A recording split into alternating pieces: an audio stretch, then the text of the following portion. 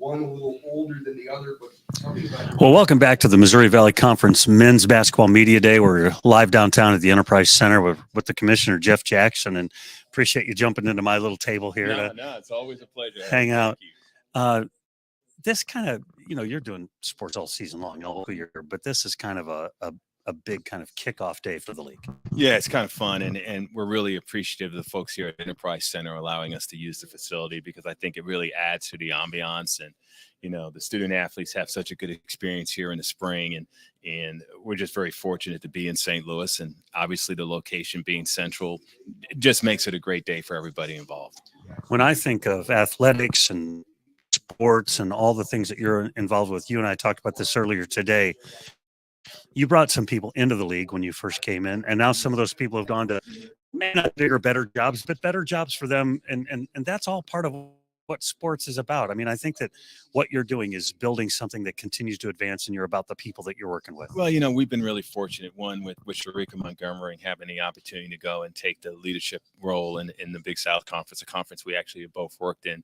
I think was a fantastic opportunity for her, and I think it spoke very well of the Missouri Valley and the type of things that transpire in this conference. And then her being able to hire Kirsten McGowan as her senior associate, I think, again, one, it's a great hire for Sharika, and I think it's a great opportunity for Kirsten. But then we were able to bring Jill Redmond, who is now our deputy commissioner, has spent a lot of time in the Atlantic 10 and will do a tremendous job for us. And I think things that has helped our conference and the ability of some of the things that we're trying to get accomplished is that I think people see that we're doing good things. I think people see that this is a place that if they come because of how our CEOs are involved, the way that our ADs and SWAs and FARs are involved, they can learn a lot, they can really make an impact, and those are things that could really advantage their futures.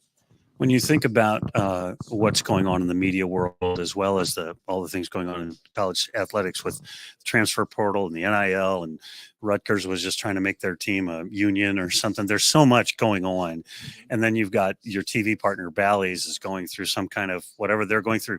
It's not shaky, but a moving target. Like, how do you navigate all those waters? You read a lot. It's funny. I'm serious. I used to be a person that would, read a book once a month or something like that and really enjoy that. I can't remember since I've taken this position the last time I've read a book, because what I get up is I'm reading the Sports Business Journal, I'm reading Sportico, I'm reading ESPN, I'm reading The Athletic. You're just trying to take in the information so you can understand, whether it's a comment from the National Labor Relations Board, or whether it's something that's going on in Congress, or whether it's something that's transpiring in Indianapolis with the NCAA headquarters. You have to be versed enough on those type of topics so that you can illuminate certain things, to whether it's your CEOs, to whether it's your ADs, to whether it's your coaches in some cases. So it's busy. It means that you've got to be engaged. It means that you've got to have pretty good bandwidth, but that's the job, and I like being engaged.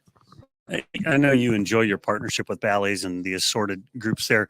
How confident are you? I think you're in the last year of your contract with those guys. How confident are you that those things are going to continue? There's so much about, ESPN is going to go straight to the people versus being on TV, all that. Your thoughts? I think those are things that are still to be determined.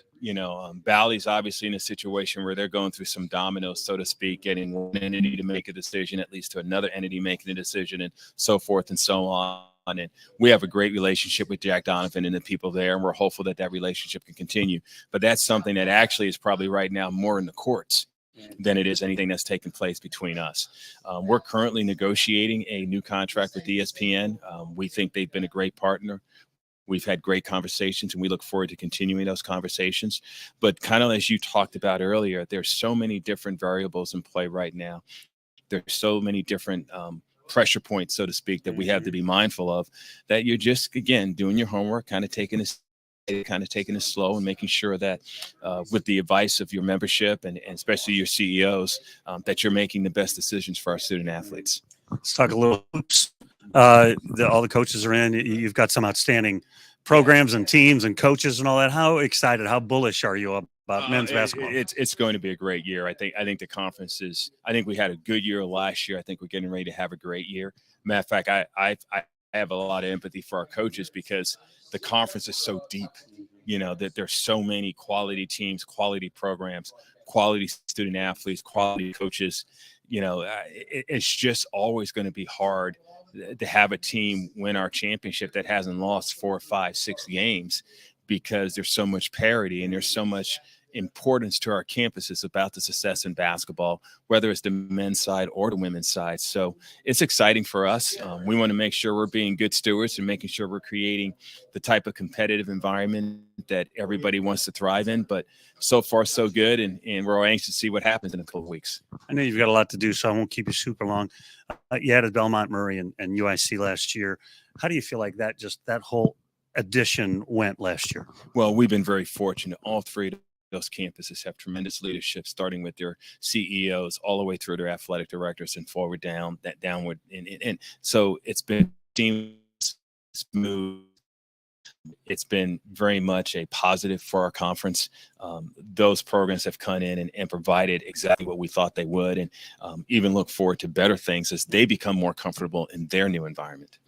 Before I let you go, on the women's side, I've started to dip my toe into the women's side of your league, and we appreciate you doing it. We really do. Well, we've got some great coaches. We've got some great programs, and they have done a tremendous job. Whether we're talking about Northern Iowa, whether we're talking about Coach Gillespie over at Illinois State, people are just doing some tremendous things. Obviously, Pullman and Drake in the year she had last year, that's exciting for us. And I think one of the things that I really enjoy about being in the Valley is that when I'm in my boardrooms and I'm with our ADs and our administrators, it is an equality. There is the importance of women's basketball is the same as men's basketball in terms of how we look at it from a day-to-day perspective, and that's really important. Well, I wanted to bring that up because for the people that are like on my website or the people that pay attention to what we're doing on the women's side, if we take national analytics, the women's league is actually better than the men's league. What I mean is they have more teams going to postseason play, more people higher up in the net and all that. You have a great women's basketball conference. Yeah, and I think we will always do. I just think the commitment's there on campuses all the way through, and that's why I think we're an attractive port of call for so many coaches. Appreciate your time. Have a great season. Thank you, Harry. I appreciate it. That's the Commissioner, Jeff Jackson of the Missouri Valley Conference. We'll be back with more interviews with players and coaches from here at the Missouri Valley Conference Men's Basketball Media Day at the Enterprise Center right here on ValleyHoopsInsider.com.